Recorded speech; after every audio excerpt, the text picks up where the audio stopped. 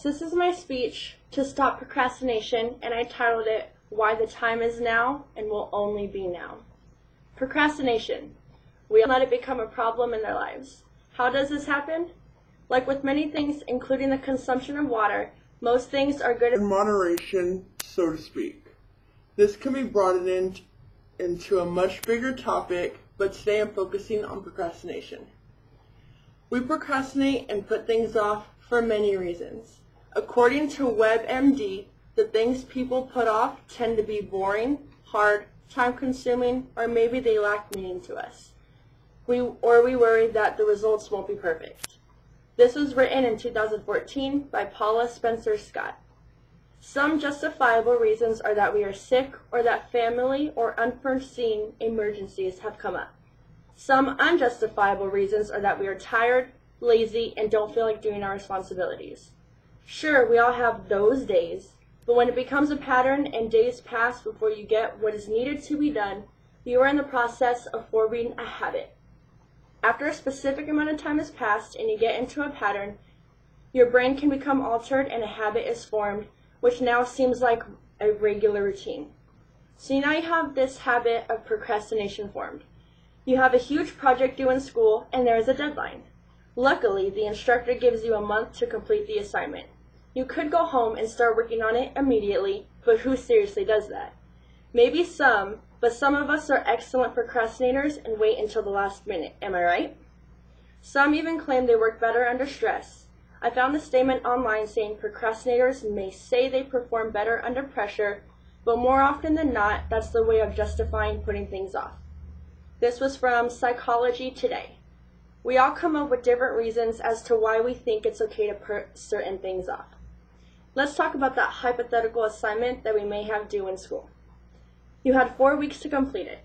3 weeks have now passed and you haven't even started the assignment yet. 3 days left and maybe you started thinking about it. It's now the night before the deadline. Holy crap, it's crunch time. You have Red Bull, Monster, candy, protein bars, and anything else to help you stay awake and finish the project. You finish it though. Your grade? A C-.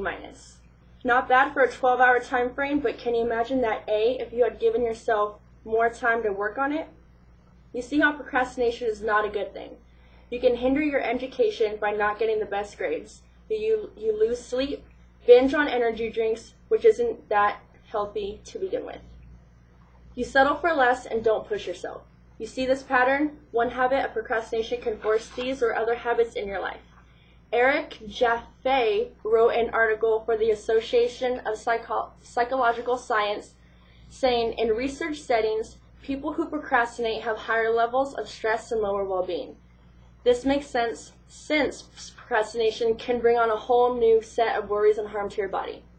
You may think you have what it takes to do well, even think of how you are treating your body. You stress when you procrastinate, and that can bring mental health issues and unnecessary worry that could have been avoided. You may also think that you won't do any better if you have more time because you don't believe in yourself, so you have a nonchalant attitude about the whole situation. This is a whole nother issue in itself. Procrastinating can be a slippery slope.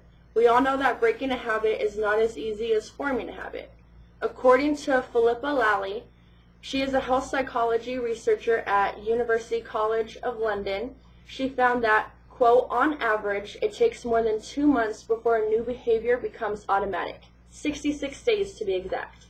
This article is written by James Clear.